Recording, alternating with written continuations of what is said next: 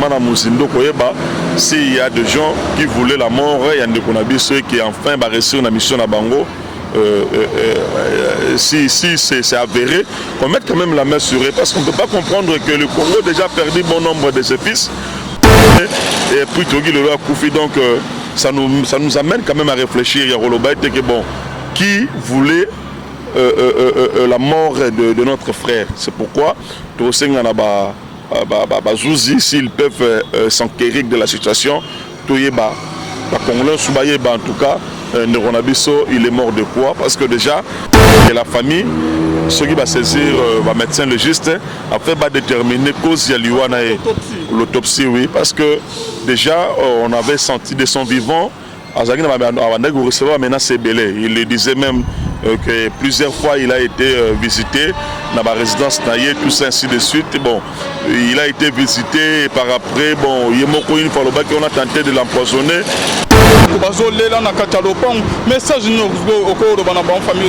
Bon, au moni, tous nous sommes mortels. Les Anzela n'habillent surtout parce que Moutorotika Libanga na Mokiliazat. Maintenant, Bandeko, soi-disant, va aller derrière Liwa Yandeko. En tout cas, ils ne vont pas rester immortels. Donc, le Congo nous appartient à tous. Donc, ils ont bisogno surtout. Donc, ils ont surtout. Donc, mon côté est plus congolais que les autres. Donc, ça ne servait à rien.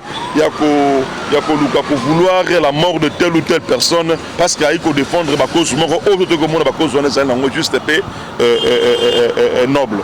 Donc, il n'y a pas pour moi. C'est à la justice de nous le dire.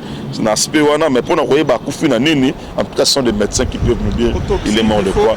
Vraiment, nous demandons vraiment une autopsie pour Ndeko. Déjà, vu la menace de part et d'autre, il faudrait quand même que ça nous amène à réfléchir qu'il faut une autopsie. Et ça, la pour nous déchiffrer, il est mort de quoi. Ça va autopsie. Ça la paix autopsie il y a des cas de autopsie salami que non qui poison solution non ça va quand même nous permettre que voilà le monsieur est mort au moment et l'autre côté parce que tu n'es pas de sa famille mais famille na bango va perdre mort qu'on a bango ils ont besoin de savoir il est mort de quoi. Shalom, shalom, shalom, bien-aimés dans les Seigneurs. Un grand merci à Bino Sobozo, la Nabiso de partout. Bonzambe, na Bonzambe, Lola, Ezo, Fouta, Simananto, Yakoubake, Zama, Boto, Koye, du soit bien-aimés dans les Seigneurs. Merci à Bino Sobozo, la Nabiso. Basute na Nabiso, là, je vois les pasteurs et fais amis ici à la bouche autorisée de l'éternel depuis Zurich. Na filo Moukoya, Motema Bivin, c'est de Homo depuis Dompe, na maman Gisèle, Lukel, Motema Papa Emmanuel, na Boston, maman Mamimbunga, Motema Papa Blaise, Munga, Zama, Lola, Amono, Bonzambe, na Bonzambe. Yesunde Mossou qui s'est bien aimé dans les Seigneurs. En tout cas, vous êtes déjà au courant, il y a disparition, il y a Papa Nabiso Kadiombo, bien aimé, Azal qui est dans l'hôpital, sur maladie, oh, poison, oh, bon, c'est Kadiombo, à Koufinani, Toza Moussika na été, pas Papa Kadiombo bien aimé dans les Seigneurs, Tozo Komawana, Toza Moussika na résidence na été, 0 mètre, Tozo Komawana bien aimé dans les Seigneurs, mais ton côté un peu d'un mètre dans Zela, Toza côté famille, à Kadiombo, tout mais on a maître Doli concernant la disparition, il y a Kadiombo, shalom maître. Shalom mon amboka, shalom la bande de Konos Balandaka, émission Nayo, la voix céleste. Shalom la bande de Konos surtout. Merci à la scotché na émission Nayo. En tout cas, il n'y a pas ça comme on a été que tu peux perdre mon corps congolais. En tout cas, mot na batnos. Merci. Ok, maître Doli, tout le monde peut côté à la voiture, non? Il y a pas la famille à Kadiombo ou comment? En fait, événement, il y a 100 000 euros et ils ont choqué les Congolais surtout. Il y a moi, dans Mboka, dans Combo, il y a Kadiombo. Pour moi, c'est un grand mécène, non seulement que mécène, mais il s'est quand même engagé en politique pour nous mettre un peu Kolimbola. Les Congolais surtout, le dossier belé caché en tout cas. Donc c'est avec lui que je m'inspirais beaucoup. Dans ma réflexion, on s'est partagé, on s'est changé. Donc je manque de mots, mais que c'est vrai, il est parti. Mais Baka Diombe Belé, la Robima, tout le monde non balumombe belé babima Tshisekedi c'est babimi donc en tout cas si sa mort est entachée de quelque chose bandeko yo bazali derrière ça ba gagner parce que ils risqueront de tuer tous les Congolais. Parce que les Congolais nous va comprendre que Congolais nous surtout na place sur Azali appelé à Kobunda pour Namboka na yende tout le monde bandeko na biso ya Libanda ba diaspora ba bunda pour na Congo ndenge tout le monde na bandeko be musuba na Kinshasa qui se bat pour le Congo. Donc aujourd'hui Papa Tshisekedi a Tchad to koma biso sur ba combattant donc les mots combattant eux prendre ba sauce nango na Papa Tshisekedi donc a commis sa biso nyonso tout ba combattant donc ndeko Kadiombo, il était un des combattants parce qu'il défendait son pays, il défendait ma valeur républicaine en tout cas, place Azali en tout cas, que la terre de nos ancêtres le soit légère et Nzamba Zalanaye.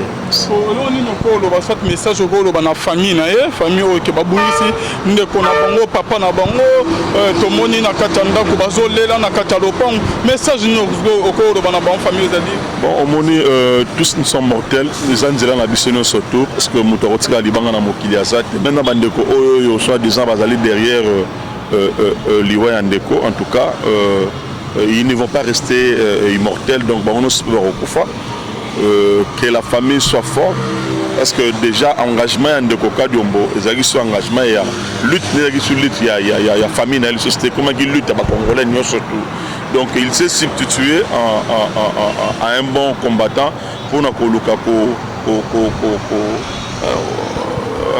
ko défendre mboka na donc il est mort avec le paix dans la main donc en tout cas c'est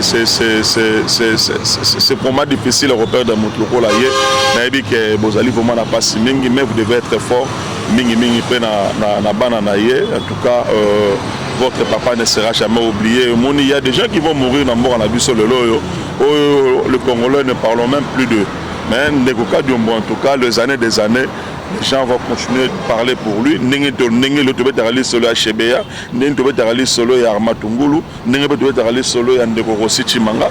Donc aux homona, ce sont des Congolais. Bakenda Babunda, le Congo continue toujours à parler d'eux. Merci. Merci beaucoup maître Dodi Monza. Tant aux autres même bazali simaliwa na yesi donc na liwa na et dans la bande ko bazali simaliwa na to zaliwa moko normal que malade abela kufina. Non mais enfin nous sommes africains. Tu sais qu'en Afrique il n'y a pas de mort normale. Mort non surtout en Afrique ils auront toujours entaché avec quelque chose. Soit dans la famille baliée, soit dans telle ou telle chose. Nous sommes africains. Il y a des gens qui spéculent. Bon jusque là nous ne voulons pas nous mettre dans la spéculation. On attend c'est que le docteur ou bien que la famille, ceux qui va saisir le médecin légiste, après va déterminer cause y l'autopsie, oui, parce que déjà on avait senti de son vivant, il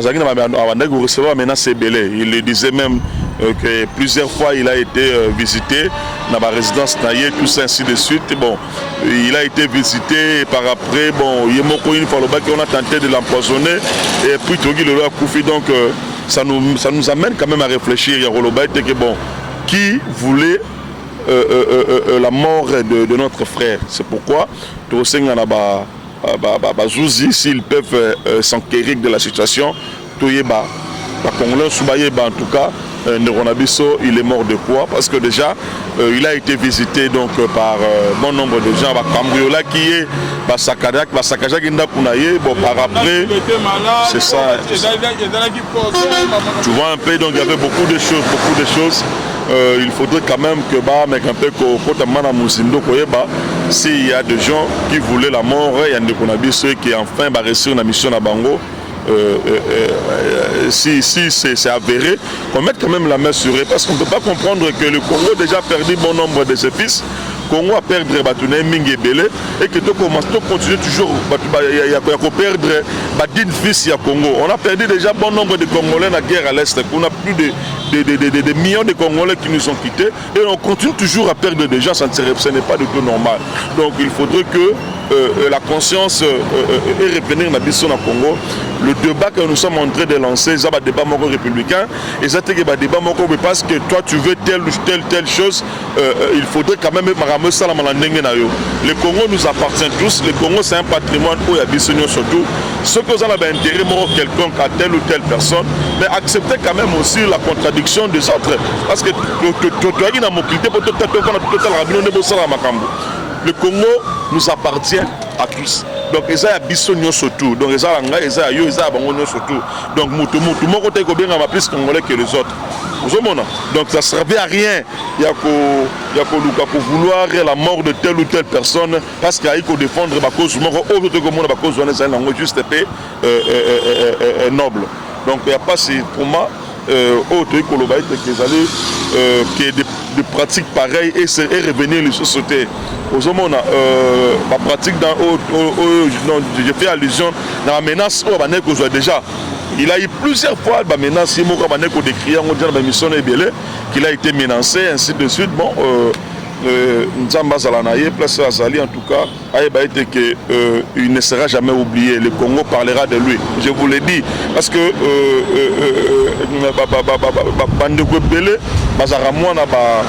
mais le monsieur il a brisé la paire pour dire non là où un groupe d'individus mafia oui, donc c'est un peu ça. Donc il a dit non. Donc non, en tout cas, et porter pour la lumière dans le lot, de Monique Congolais, nous sommes le Kadium. Merci beaucoup, Maître Doli. Et dans la vidéo, il y a une émission Kadium Wassala, il y a un Makas Papa Nabiso. Maître, mais on a extrêmement la vidéo, on est sans cas et Panzana. Et quand vous allez peut-être traiter, il paraîtrait que non, exactement, il y a Katou Mine, Baza Simaliwa, parce que Azalaki s'attaquait beaucoup plus. Na Moïse Katumbi, ce sont certains Katangé, Moussoune, Baza Simaliwa, il paraît bien conditionnel par rapport à la vidéo que tu réalisateur la dernière vidéo il s'attaquait beaucoup plus à Moïse Katumbi. C'est ce que les gens disent. Bon, moi je ne vais pas spéculer. Que la mort est allée entachée par telle ou telle personne. Ce qui est vrai, congolais que je suis, dans un pays médecin, que le monsieur mort est allé peut-être occasionné par l'Oroboye. Bon, moi je sais que le monsieur il va défendre que des valeurs républicaines. Peut-être que Congolais va comprendre bon jet de l'air. Bon, ceux qui spéculer de leur manière pour que telle ou telle personne, en tout cas moi je ne peux pas entrer dans la Géoana. Pour nous, nous restons toujours réfléchis dans le sens à que nous devons perdre en tout cas tout le live vraiment en honneur. Tous les lénons en air, mon congolais, surtout place Bozali, dans 4 coins Bozali, partout Bozali, en tout cas, il faudrait que la mémoire, il y a un et l'acte congolais pour Toloba, Kadiombo est parti, mais il faudrait que d'autres Kadiombo sortent. Donc, Congolais, nous Bozali a brisé père, parce que la lutte, ils auront toujours, donc, ils auront accompagné na perte et belé. Lorsque vous luttez pour quelque chose, dites-vous que mais la lutte va continuer. Le monde s'est battu pour que le Congo aujourd'hui bénéficie de l'indépendance. Donc il est parti. Mais c'est vrai, sa famille biologique, il n'est pas signé le Lumba Kendaki. Mais pour nous, sa famille politique, on doit profiter qui y a lutte à Lumumba. De même, il s'est battu, carton rouge, marche, ainsi de suite. Et tout le monde a élection, et tout le pouvoir. Lutter pour le pays et qui par après le Congo va se souvenir de. Donc il n'y a pas ce comme on a telle ou telle personne en tout cas, je me réserve de le dire parce que c'est à la justice de le dire. Mais pour nous, en tout cas, ce sont des médecins qui peuvent nous dire qu'il est mort de quoi. Vraiment, nous demandons vraiment une autopsie pour Nandeko. Déjà, vu la menace de part et d'autre, il faudrait quand même que ça nous amène à réfléchir qu'il faut une autopsie et ça la pour nous déchiffrer il est mort de quoi. C'est que l'autopsie, il y a Gigi Yani. Ça la paix autopsie il y a des cas de mort c'est ça comme on autopsie salami que non ne quoi qui poison solution non ça va quand même nous permettre que voilà le monsieur est mort au moment et l'autre côté parce que tu n'es pas de sa famille. Mais famille n'a pas perdre mort qu'on a bango, ils ont besoin de savoir il est mort de quoi.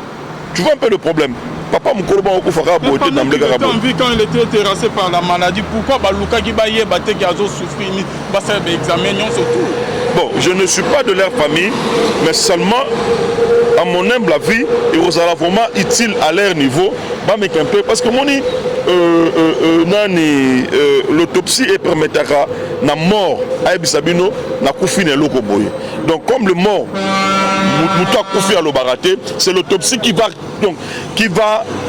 déchiffrer ou déterminer la mort ou causée Mouta Koufi. C'est comme ça que mon ami qui a porté ce Moutakofi va soumettre à une autopsie afin que Akoufi ne soit qui peut être réellement médical. Il se peut que c'est réellement médical, ça va permettre à ce que la justice a s'acquérir de la situation pour mettre la main dans le médecin ou qui donc ce qui peut être empoisonnement. L'empoisonnement d'abord et les gars, il a manière peut-être qu'il y a la blouse à rouler. Bon,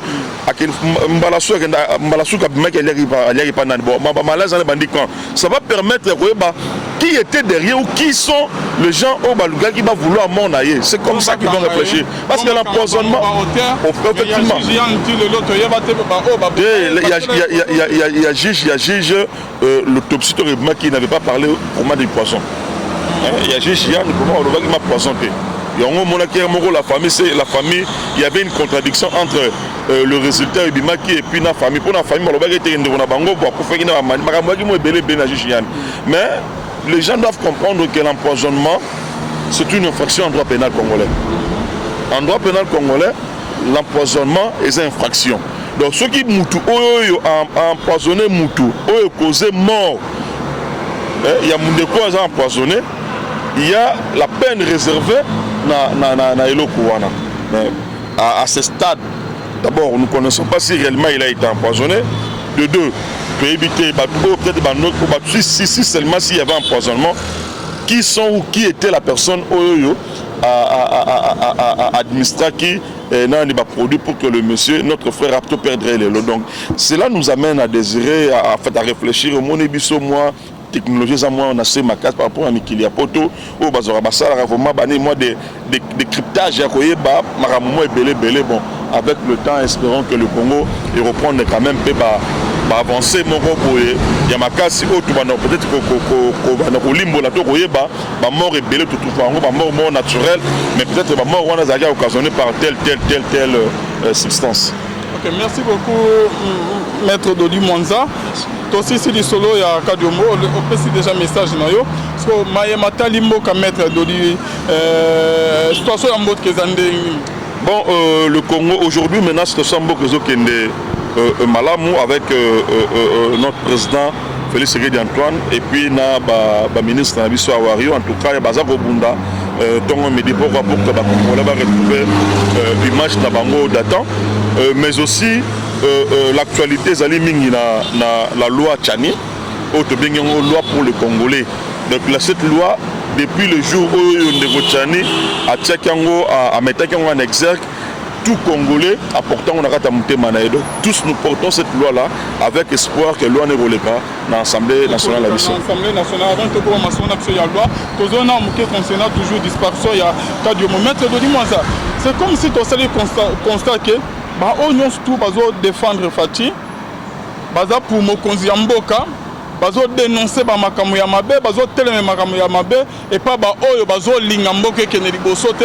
C'est comme si bango nyons tout bazo kufa ka maître de c'est comme si que vous ne savez pas protéger ba oyo ya bino bazo défendre pour mokonzi na bino maître de. Non, vous devez comprendre une chose, la mort d'une personne est allée mystère yanzam. Donc ce n'est pas le président Félix qui doit protéger, la meilleure protection c'est Dieu. Donc nous avons mené Mugabi mystère wana ya liwa.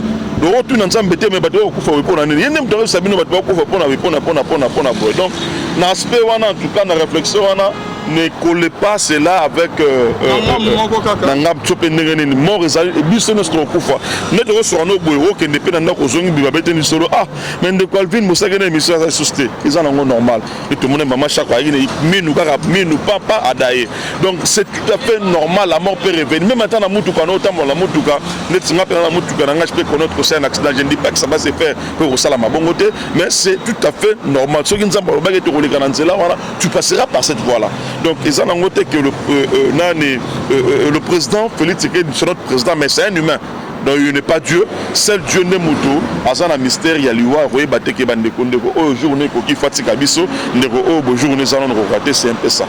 OK maître Doli Monza parce que lisolo ya matata mponyo non bakangi batye bona bo maître tout le monde qui en résidence surveillée balongoli ba policier batye la qui balongola qui immunité balongoli te ba négligé na ba on dit comme il y a élevé immunité na aussi ces animaux. Non ce qui est vrai son immunité a été enlevée la preuve en est qu'il était devant la justice donc il était devant le Babazouzi mais le problème c'est celui-ci Moni cela me permet aussi tout le banabandeko que non la République de juge ndeko dans un pays ordonné dans un pays à état de droit, lorsque la justice t'invite, lorsque la justice te réclame, un homme sage et intellectuel, qu'est-ce qu'il fera? Il va se présenter librement.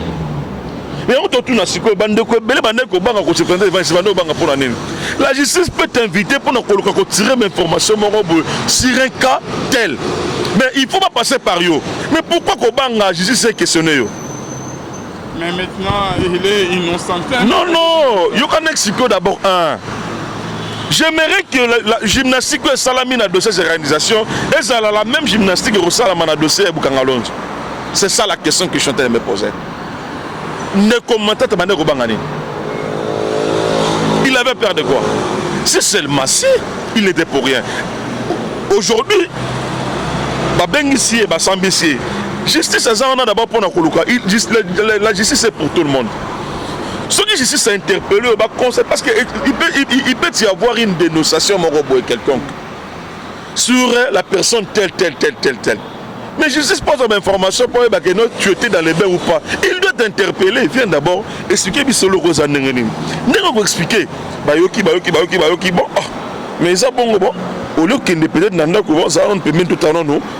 De son après ton balade tu étais pour rien on va te libérer calmement sans payer même un rond c'est ça même la bonne justice pour ça si tu es innocence n'est à la démontrer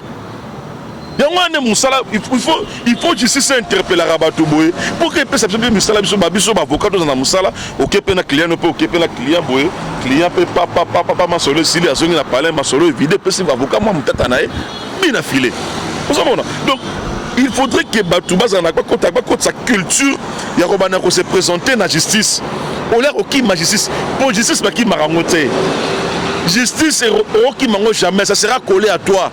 Donc calmement, si justice est constaté que non, en tout cas la personne de Doli, Azali n'a moins d'indice de culpabilité, tout ça, on me mettra à côté jusqu'à ce qu'on devant le juge, et puis devant le juge, je ne suis pour rien. Ceux qui jugent à Monique, en tout cas, ils allaient fonder, donc on libère sans problème. Sans problème. Parce que nous ne voulons pas que Batouba soit l'obstruction de la justice. Il faut laisser la justice à Salamakамуnaye malam avec équité, avec conviction, avec liberté. Maître Doli Monza, c'est que l'année que Matata Mponyo a voulu pour notre squad libre, à l'aise, non. Matata Mponyo n'a pas qu'un seul dossier. On a des sélections dans ce dossier de Boukangalonge et de ces organisations. C'est le dossier de ces organisations de base de bureau à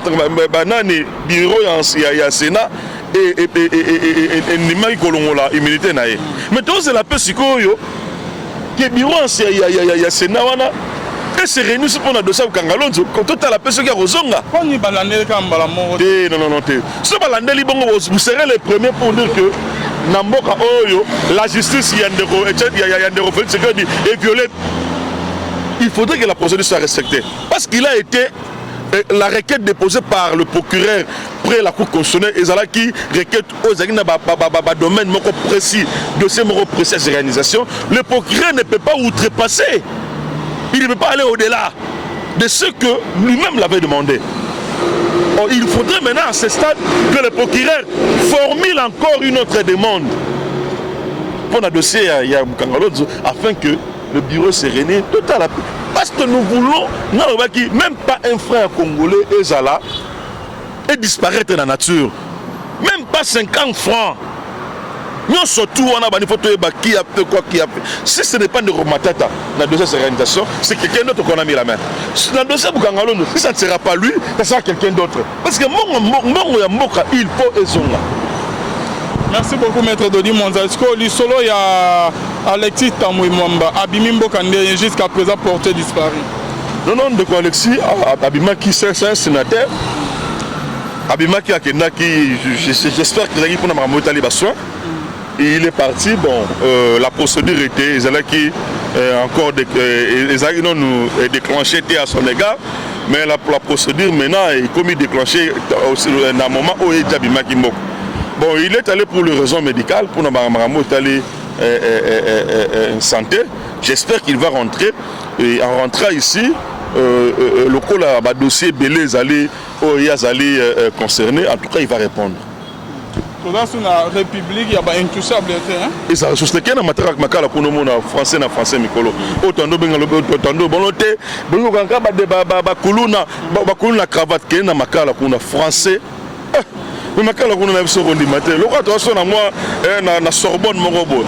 C'est ça, parce que nous, la justice est jugée caca.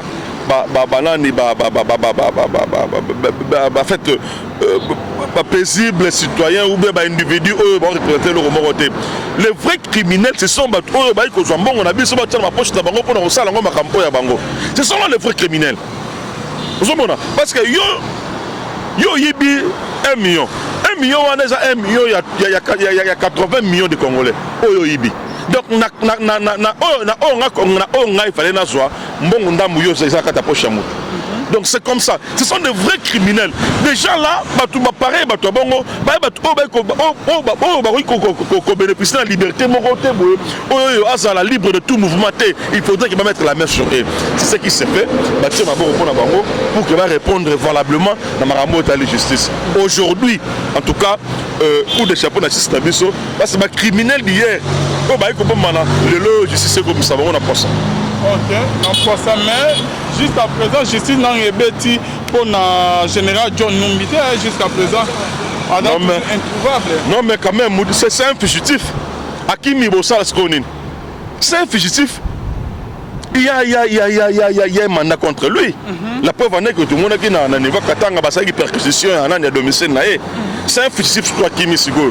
Ce gars s'est déguisé le roi à moi, c'est au Rébab. Ça a remis déguisé le roi à mon talibon, mais je sais, je fais confiance à notre justice que la personne de John Numbi a retrouvé et puis va redéférer devant les cours des tribunaux.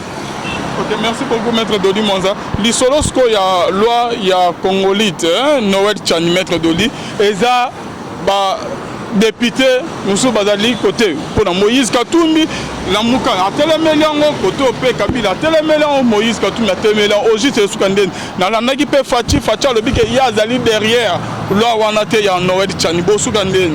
Non, il ne faut pas dire des choses que le haut président Tirel Kolobaté. Non.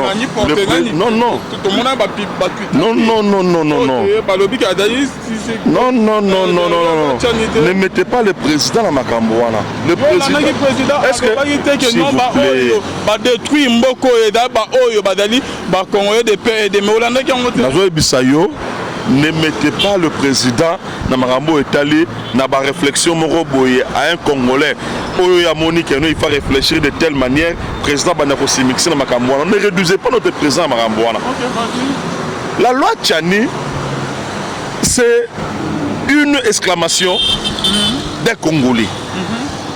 Un Congolais a vendu na Ponaye à réfléchir que il faudrait au Salamarambo boye.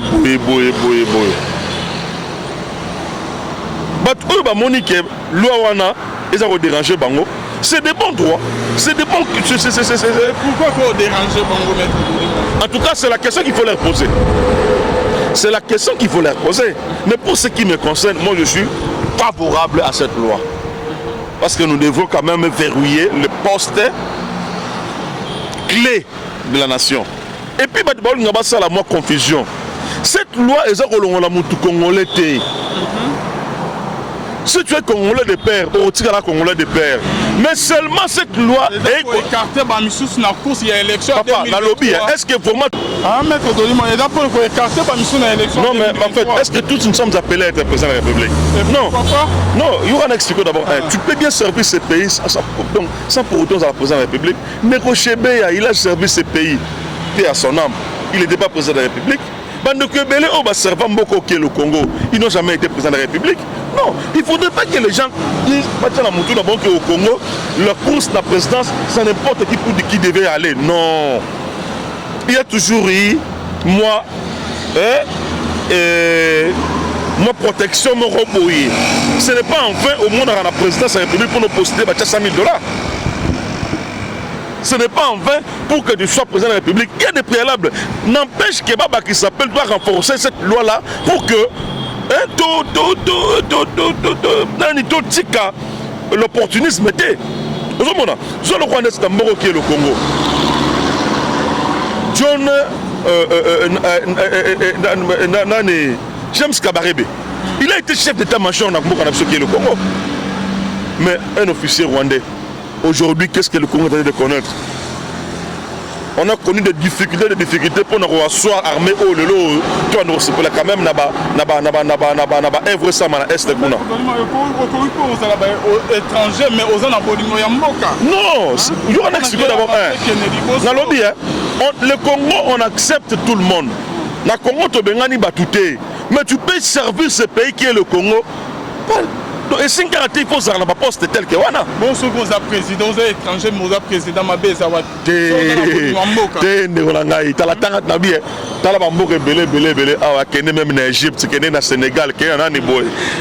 Cette loi existait.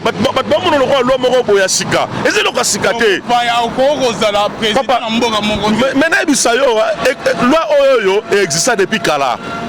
Ezalaki c'est l'époque Azaï. Donc baké makamwasan titi balongoli loana. Cette loi existait déjà. Balongola qui en soit qui madame. Balongola qui bato bandeko ba na nationalité du test. Yo yebi ngoti. Loi wana balongola mpona bato belé. Yo to mona na biso solo bato ebelé na sant city ba boyi loi wana ba na tout national ezali compliqué. Yango ba mona ki loi auto chama to longolango. Ceux qui député qui loi député c'est vrai, c'est une de nous sommes dans tout ça la démocratie. Torosa la référendum. Torosa un référendum au peuple et mon quoi s'exprimer vis-à-vis de la loi wana. Et puis nous avons informé sur le 100% des Congolais, 99% pour loi wana. 99% pour loi wana bien sûr, mais au yebi ba konzi na bango ya ba plateforme na bango non. Il y a des partis politiques dans la Mouka Téléméliango, Koto FCC Téléméliango, Moïse Katoum ensemble Téléméliango. Moi, en fait, c'est ce que je dis, j'ai dit mon ami, c'est la démocratie. Nous ne sommes pas appelés du tout à l'heure.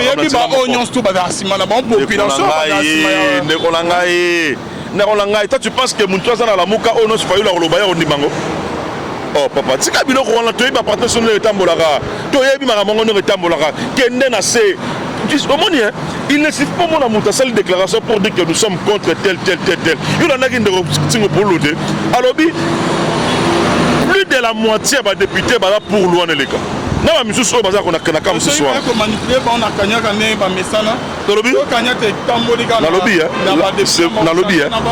Aujourd'hui, Congolais ne soit comprendre les agitateurs na Lowana que au Congo ne soit comprendre qu'il faut beaucoup plus enquêter sur leur appartenance. Bah on n'a pas si en matière de réflexion. On n'avait pas ça dans notre tête. C'est eux qui nous ont aidé de réfléchir sur Marambebele sur Bango. On n'avait pas ça. pour servir ce pays qui est là, le Congo, et aussi à la présidente de la République, pas pour se belé. Mais quand on a la télévision, on a été député, Malouane Kota Louana, a aussi Karokufa. Mais tout le monde a dit que nous sommes libres. Dans le mouvement, nous sommes libres. Par rapport à Israël Moutombo, il y a un mec un peu pour le Moïse Katoum, vraiment c'est difficile pour la veiller. Moi en tout cas, je ne fais pas de débat sur... Journaliste, en tout cas, on a débat sur le personne. Malheureusement, le débat sur le personne, je ne le fais pas. Mais s'il faut analyser le fait, en tout cas, je suis pour cette loi-là. Parce que loi, pour moi, j'estime qu'elle peut quand même une certaine notoriété vis-à-vis de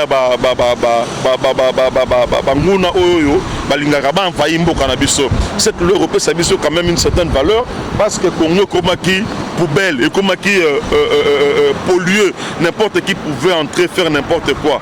Pour moi, cette loi-là, si je vais renforcer beaucoup plus ma casse, Européen s'habille quand même, moi, qui est belé. Pour moi, intellectuel que je suis, j'ai soutenu cette loi-là. En tout cas, loi, il faut les gars, pour qu'elle permette quand même, verrouiller même. Parce que cette loi-là, les gens pensent que le redémarrer avec cette reine du président Félix Tshisekedi d'Antoine. Non, érotique, elle a des années. Tout le monde a été que n'importe qui aujourd'hui, on ne peut pas accepter tout le monde. La source n'a été avec un moment où il veut être président de la République. On le veut comme ministre, on le veut comme sénateur, on le veut comme.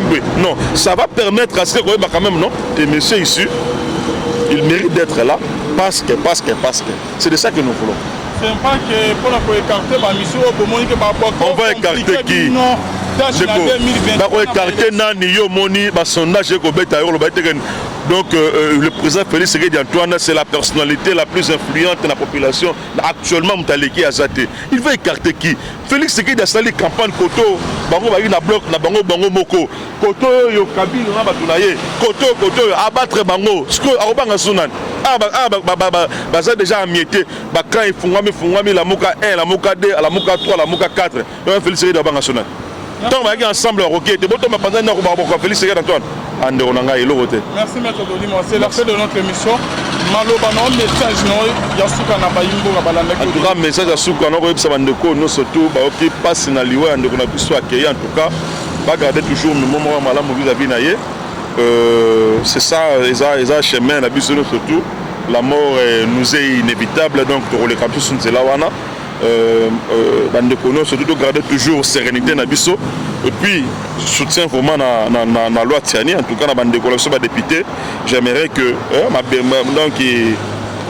belle vraiment il faut ça là et puis pour ce faire ça là moko à Rosala ba rejuger peuple pour mon élection en 2023 peuple hôtel la peut m'amener au les gars il sera jugé na ba action à opposer. Donc, vous allez vraiment conséquent na prise de décision na bino. Espérons que cette fois-ci vous n'allez pas nous décevoir. Population retour la bino. Donc, comptez beaucoup sur la méthodique que na carte na bino il y a des Congolais oyo bazali bazala manipuler. Il y a des Congolais oyo bazotsa vraiment l'intérêt supérieur ya mboka liboso. Et puis je demanderai à tout Congolais d'être toujours toujours scotché et puis derrière leur président. Et puis avec notre gouvernement, afin que le Congo ait le Liboso. Merci Maître Dolimo, qui n'est pas Kadiomo. Votre numéro de contact d'abord le plus 243 89 104 073. Plus 243 89 104 073. En tout cas, bandero soyez le problème. Oh bazana posa. Oh bamesana robeng abiso pour nous repérer sa gestion na bango. En tout cas, notre numéro est là. Donc vous avez vraiment ba réaction na bango mingi. Na ba contribution na bango au va passer en termes de réflexion et na mécanisme na bango en tout cas Rosala la bienvenue. Merci. Merci Maître. Bon, Maître Doli Monza. Merci à notre commandeur Tokei. C'est bon. Bye. Puis nous avons informé sur les 100% des Congolais, 99% pour loi. 99% pour loi, voilà bien sûr, mais au Yébi, il y a une plateforme, il y a un parti politique, la Mouka Tédéméliongo. Koto FCC batelemeli yango. Moïse Katumbi ensemble batelemeli loi wana. Moi, en fait, c'est ça que je dis, je dis mon ami. C'est la démocratie. Nous ne sommes pas appelés du tout à l'heure.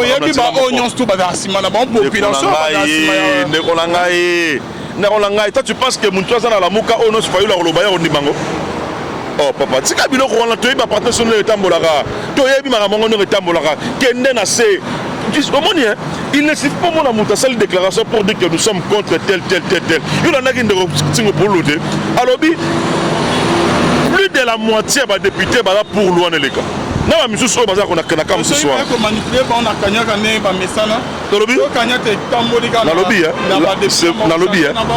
Aujourd'hui, Congolais ne savent comprendre les agitateurs dans la loi wana que au Congo ne soit comprendre qu'il faut beaucoup plus enquêter sur leur appartenance. On n'a pas si en matière de réflexion. On n'avait pas ça dans notre tête. C'est eux qui nous ont aidés de réfléchir sur Bango. On n'avait pas ça. Pour servir ce pays qui est là, le Congo, et aussi à la présidence de la République, nous avons pas c'est belé. Mais quand on a allé à la télévision, on a été député Malouane Kota Loana, à Rosi Karokufa. Mais tout le monde a dit que nous sommes libres. Dans le mouvement, nous sommes libres. Par rapport à Israël Moutombo, il y a un peu pour le Moïse Katumbi, vraiment c'est difficile pour la veiller. Moi en tout cas, je ne fais pas de débat sur... Journaliste, en tout cas, la débat sur le personne. Malheureusement, le débat sur le personne, je ne le fais pas. Mais s'il faut analyser le fait, en tout cas, je suis pour cette loi-là. Parce que la loi, pour moi, j'estime qu'elle peut quand même une certaine notoriété vis-à-vis de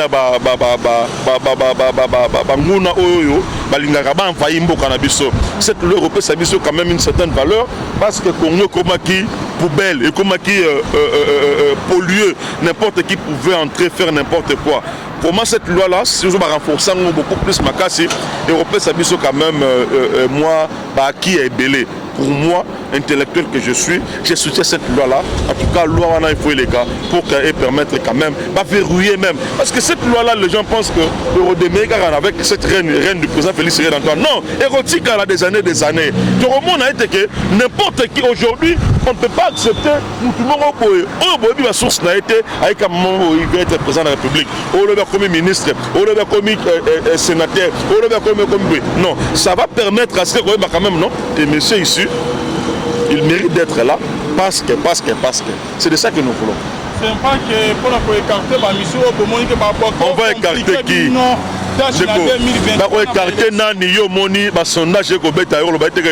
Donc le président Félix Antoine, c'est la personnalité la plus influente de la population actuellement.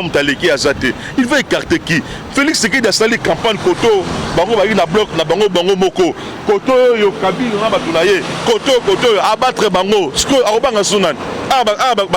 Baza déjà amiété, quand il fungami la Moka 1, la Moka 2, la Moka 3, la Moka 4, Félix Antoine Sunan. Tant que ensemble, ok, tu peux te mettre dans Félix Antoine. Merci Maître Dolimo, c'est la fin de notre émission. Maloba, non, message, non, Yasuka na Bayimbo, Babalanda. En tout cas, message à Souka, non, surtout, qui passe dans l'Iwa, on a pu accueillir. En tout cas, pas garder toujours le moment où on vis-à-vis naïe. C'est ça, les chemins, la bise surtout. La mort nous est inévitable, donc pour les campus, c'est là où surtout de garder toujours sérénité na biso et puis soutien vraiment na loi Tiani. En tout cas na bande coalition ba député, j'aimerais que ma belle vraiment il faut ça là et puis pour ce faire ça là moko a rosala ba rejuger peuple moni l'élection en 2023 peuple hôtel la peut m'amener au les gars mutambu il sera jugé na ba acte ba action za opposé. Donc, vous allez vraiment conséquent na prise de décision. Espérons que cette fois-ci, vous n'allez pas nous décevoir. Population Rota Labino, donc comptez beaucoup sur notre dit que na quatre Nabino, il y a des Congolais, Barosala manipulé, il y a des Congolais, Barota vraiment l'intérêt supérieur, il y a Mboka Liboso. Et puis je demanderai à tout Congolais d'être toujours toujours scotché et puis derrière leur président. et puis avec notre gouvernement na ba action belé ba sala afin que le Congo qui est liboso. Merci maître Doli Mwanzatozo qui n'est pas Kadiomo. Oui, votre numéro de contact d'accord? Le plus de 143 89 104 073 plus de 143 89 104 073 en tout cas bandolo soyez le ba o bazana posa o ba mesana robenga biso pour nous repesa ba gestion na bango en tout cas notre numéro est là to causer la vraiment ba réaction na bango mingi na ba contribution na bango o ba pesa biso en termes de réflexion et na mécanisme na bango en tout cas Rosala la bienvenue. Merci. Merci maître. Donc maître Doli Mwanza, merci à notre commandeur Tokei. C'est bon, bye.